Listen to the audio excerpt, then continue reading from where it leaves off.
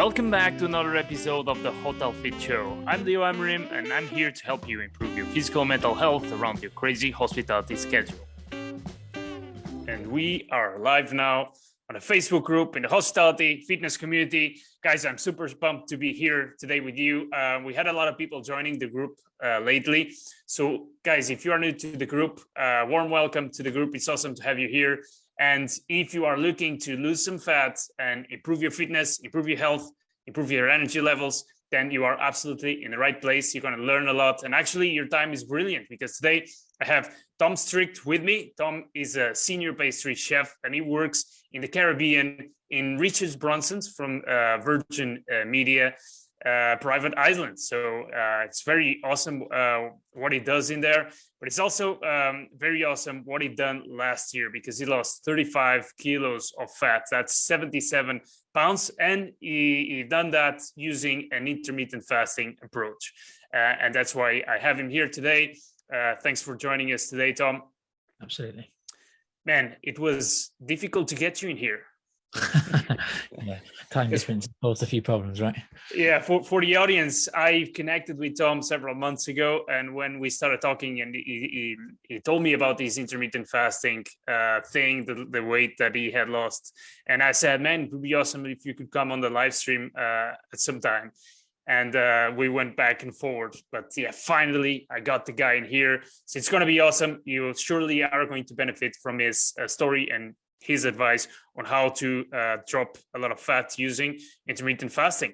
Tom, the first thing that I want to ask you, because I'm curious, how did you get that job opportunity to go and work in Richard Branson's island? Well, so luckily in the chefing industry, as most people in the group will know, it's a lot of who you know. And I had a friend that worked out there who was my best mate's younger brother. And he's been working out there for 4 or 5 years. He doesn't work for Richard anymore, but I had a job opportunity to go to look to do some skiing seasons last year. It was actually the year before, but COVID hit, so it all got postponed for a year. But he said to me one day, "Why don't you just come and have a go at Necker? Why don't you come and do an interview?" And he got me in touch with the head chef and the sous chef there. And just kind of went from there, really. So I was really lucky that it wasn't too much of a difficult thing to try and get into, but it was it was because of him really that I got the initial push into it. So very cool, man. And do you think you're gonna stay there for a long time, or do you plan at some point? I think I've done it. I've done a year now, and I think I'd like to do probably another year. We'll see how it goes. All these things change all the time, so. The world changes as it did last year, so we'll see what happens. Yeah, well, for now you can't complain. You got the Caribbean Sea, you got like nice weather, better than in England. Absolutely. Tom, before you knew what intermittent fasting was, before you even thought about losing weight, what was your situation before? Like, what were you struggling with, and just before you decided?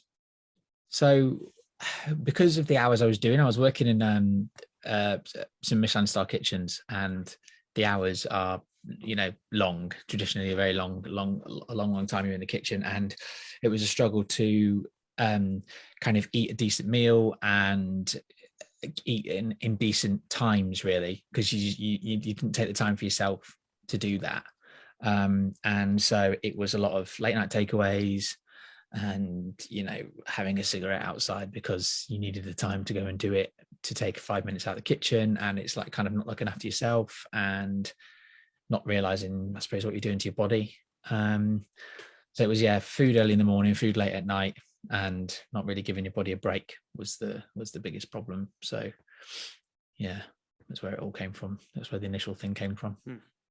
Do you remember the exact moment where you like snapped and you decided, man, I need to do something about this. I'm going to lose the weight.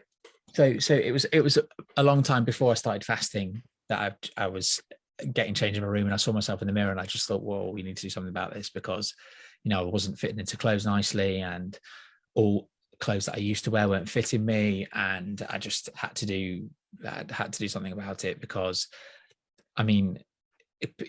people around me didn't realize or didn't mind, but it was kind of my own for my own self-preservation and my own self-image. I saw myself and I was like, I need to do something about that.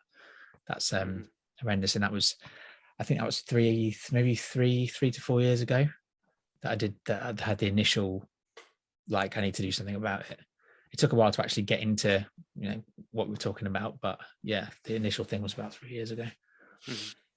And what happened then? How did you start with intermittent fasting specifically from that point when you decided to use that specific strategy?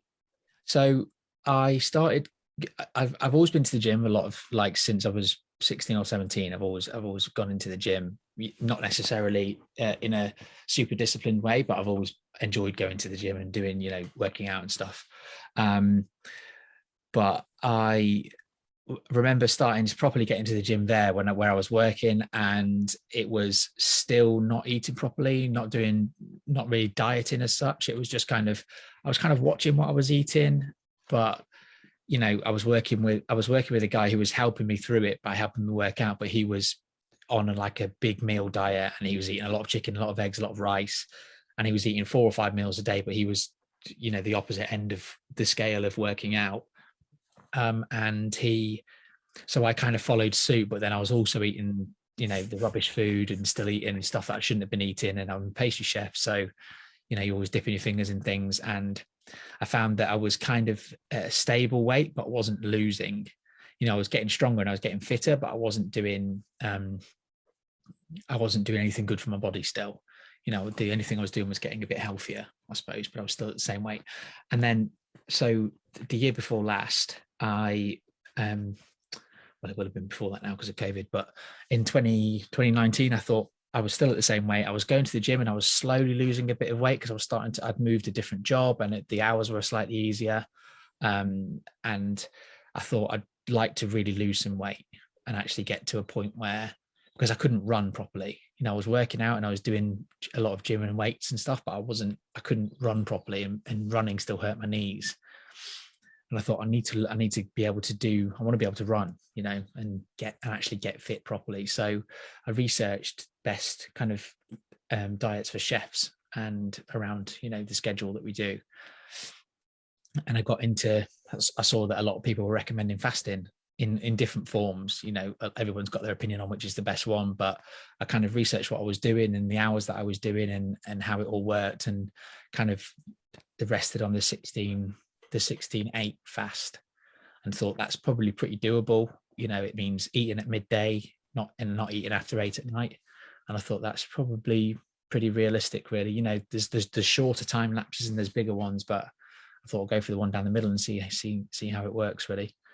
And then it was a case of the next thing I had to do was to discipline myself on what I was eating, and I had to look at myself in the mirror all the time and say, you wanted to change this, you got to do something about it. And I suppose that was the biggest thing, was me saying to myself, I need to change it and I need to do it.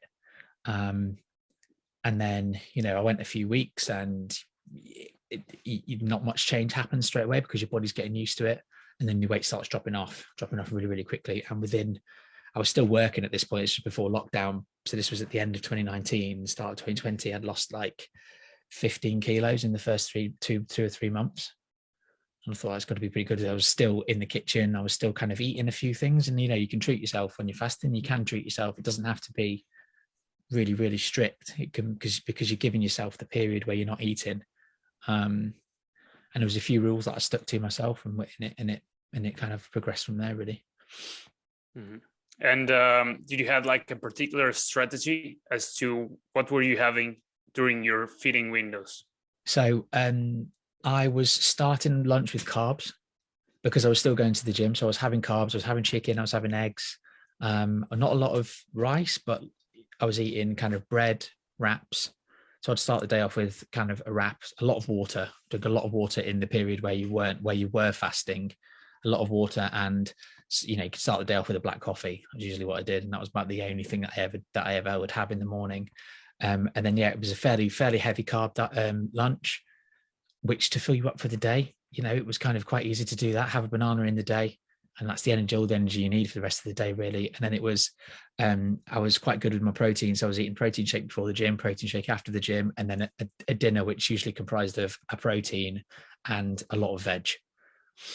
And, every week I'd have a cheat day once a week, but I made sure I tried not to carb up in the evening. And that was basically every day for 7 months, however long it took. That's awesome. Yeah. And then when lockdown hit, it was even more disciplined because I was just in the house. So it was, I'd have a small salad for lunch with some chicken, some eggs, again, have a protein, and I'd have a couple of pieces of bread. And then it'd be one snack in the day. And then it would be fish and veg, or chicken and veg for dinner every night. And sometimes I'd have pasta. It was okay to do that. But at that point I was because I'd lost a bit of weight, I was able to run again. So I was running a 5K in the day every day. Okay. And that's when the weight really started to fall off. And you just noticed it every single day. You just noticed that weight was dropping off. I was healthy, I was fit, I was going to the gym still, and I was getting stronger and like feeling really good. But because of keeping myself disciplined and just eating at the same time every day, drinking at the same time, it's not the funnest thing in the world. But if you can keep the discipline, then it falls off so quickly. So my intakes so far are: first, you had a lot of self-discipline because you were not used to doing any of that, right? Yeah, absolutely. So like you were used to like working out and going to the gym, but you weren't doing any nutrition, specifically, and in terms of the meals regimen, and you weren't disciplined when it comes to eating. So you had a lot of self-discipline. Then you implemented the intermittent fasting strategy, and you started putting rules as to what you were eating, and also like pumping up on the protein intake. And at the same time, you were doing 5K every day, and that helped you like burn more calories while you were doing that already, and that really helped you just burn a lot of fat. How difficult was it when you started doing the intermittent fasting in particular? How difficult was it to adapt to eating within those windows? So the first few weeks were difficult. Like you are hungry in the day, and if you have a big dinner in the evening, as long as you've had it by 8 o'clock, you kind of get to the next morning. And for the first few weeks, it was like 9:30, 10 o'clock in the morning. I was thinking, right, what am I going to do? What am I going to eat? But I just had to remember what I wanted to get from it all, just what the goal was. And it took about 2 to 3 weeks to be to the point where I wasn't thinking about lunch until lunchtime. The first couple of weeks were hard. They were. There's no point saying that it's not hard, because it is. You're not eating for a large period of time that you're used to eating, or you're eating late and then into the next day. It is difficult. But the first 2 to 3 weeks were hard, and then after that, it got to the point where I was thinking about lunch by 11ish, 11:30. I was like, right, what can I get for lunch? What can I make? And then another couple of weeks after that, you don't even think about it. Is once you're in the cycle of it, where your body is so used to not eating in that cycle. I just felt even in the evenings when I was eating dinner, it was like my body was going, well, you don't need to eat loads. You've got your protein shakes in you, you've had a big lunch, and your dinner's just there for sustenance, really. And you're not put off by food or anything, but when you're in the cycle, it just feels good to not overeat, because you can see the results. And I would say like the 5Ks really, really helped. Definitely, for sure, were helping a lot, and they helped to drop off weight quickly. But I also did it, the first 15 kilos were done without any real cardio. It was just done with being careful with what I was eating clean, and keeping to the fasting window. It all kind of helped. Yeah, you had a really good structure going on. Exactly. Yeah. That was the thing. I stayed just disciplined to the times I was eating. I didn't do one really late day and one really early day, and I just did the same time every day. And as a chef, no matter where you work, you do get 5 minutes, unless it's really, really intense and really hardcore. You can always take 10 minutes to have a little bit of food at lunchtime and a little bit of food at dinner. And I learned that, and I was working in the 2-star world, so I know that it's doable. I'm curious, because when I talk to chefs, what comes up in conversation is, okay, intermittent fasting, great strategy. However, I do have to taste food during work. So I need to just that's my job. I need to know if the food is good or not. Yeah. And how did you manage that within the fasting windows? Did you have like what do we call the dirty fasting? Did you still tasted stuff, or did you kind of found a way? Well, I did tasting and spit, to be honest, and I'd wash my mouth out when I'm tasting it. But the other thing that I started to do later on into the end of it, so that I could taste stuff more often, was I did a 10 till 6. So it, rather than being 12 o'clock till 8 o'clock, my window was 10 till 6. So you can always make things and leave them and season them after. It's not hard to do that. And if you can eat from 10 until 6 in the evening, it's quite easy to be able to do all those things. And if I did have to taste stuff, it would be very minimal amount, because you can taste stuff from just a very small amount. Because the difference between a lot of chefs is they think a taste is a huge spoonful of it. That's not. You can taste it on a tiny spoonful. It would be a taste into your mouth, spit it out, bit of water, and it all still worked. You know, it kept me in the window. It makes you feel a bit more hungry when you get to your time, but it's absolutely doable. Yeah. And yeah, you just kind of change your eating windows, and you've done the. And if you're in a kitchen with the chefs, other people can taste. You know, if you're a senior position or if you're a lower position, somebody else always has to check your food for you. The head chef always checks, or the sous chef always checks. Yeah. So there's always somebody else in the kitchen that can go and have a taste. And actually, if you're making something and somebody else tastes it, it's the way the better kitchens work anyway, because it's two people, you know, making the same thing. So there's always somebody else you can ask. You don't have to blame it on the fact that you have to taste stuff, because it's easy to get other people to do that. It's interesting. It's interesting to have you here talking about this, because I'm not a chef and you are. So like, coming from you, it's easier for people to relate and understand. Yeah, of course. That's, you know, actually it's not that hard. You can find a way around it if you really need to and want to. With regards to exercise, you're doing the 5K, you're going to the gym sometimes a week. How did you fit that in your schedule, in your working schedule? Did you plan that in advance? Did you always have? Yeah, so we were, luckily the place I was working was very structured in terms of times and lunch times and things.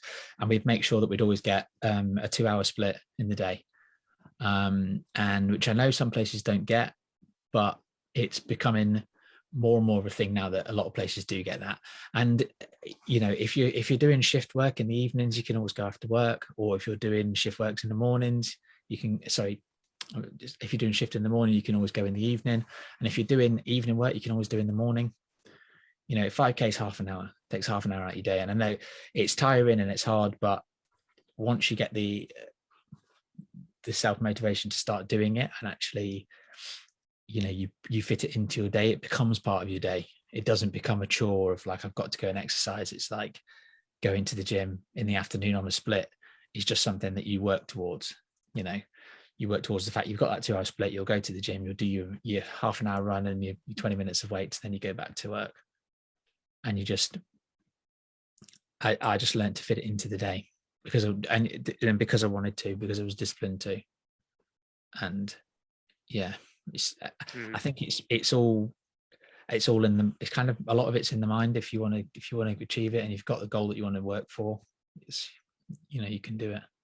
Yeah, most people that I talk to, they struggle with that motivation and the lack of accountability. Yeah, like, because they finish work, they go home, they order a takeaway, or they go to the pub and order a couple of beers, and that's like a cycle, and it's very difficult to just start. Yeah, and you don't often see, you know, self-motivated like people that just snap and they just do it on your own. They have to be like, you have to be to have a very strong reason, right? You did have a very strong reason.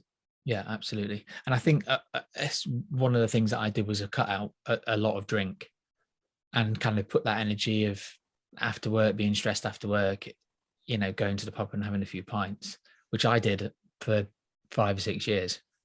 Like, even when I started working out, I was doing that as well. So those 300, 400 calories at the end of the day are the worst calories you can put in your body.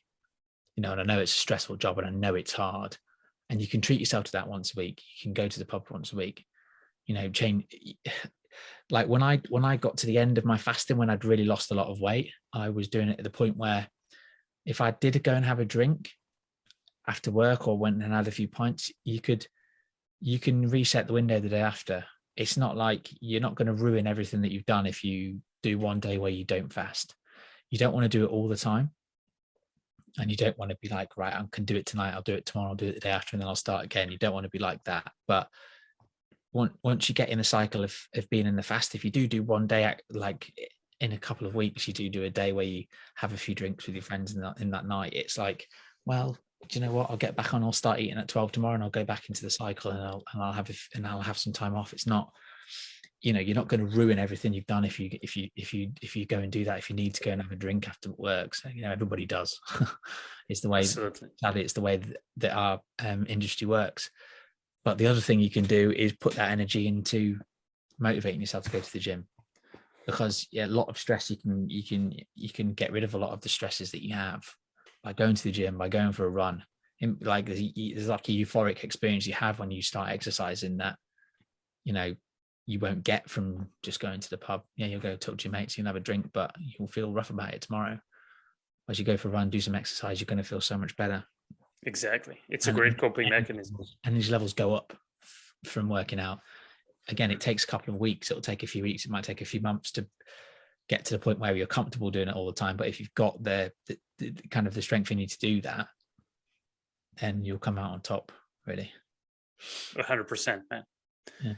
Do you still have the same kind of schedule? What do you do these days? You mentioned you were maintaining. Yeah, I still fast at work. And I don't do as much running now because I'm not really losing weight now. I'm just maintaining at about 85 kilos.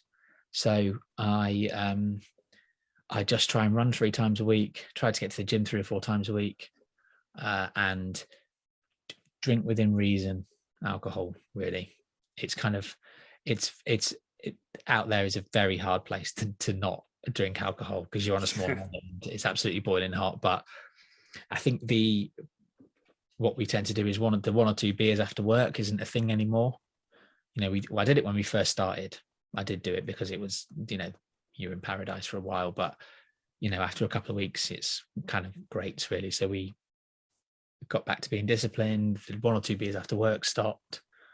I started all my fasting again, and got back to being disciplined, eating properly, and the cycle that I knew was really easy to fall back into because I've done it for such a long time. Mm-hmm. Awesome. Do you have a specific goal right now? I would like to lose a little bit more, I think, because I did put a couple of kilos back on before. When I first started, I went back up to about 92 or 93 and then just dropped it back down and started fasting, because you can drop it so easily. So I'm about 85. I'd like to stick with the same weight, I think, but just have just to improve on shape, really.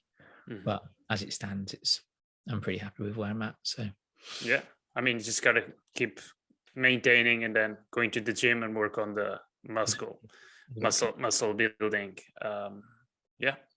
Keep up with your protein. But yeah, man, you're doing great. Awesome. What's your advice for anyone that would like to lose some fat and would like to try intermittent fasting?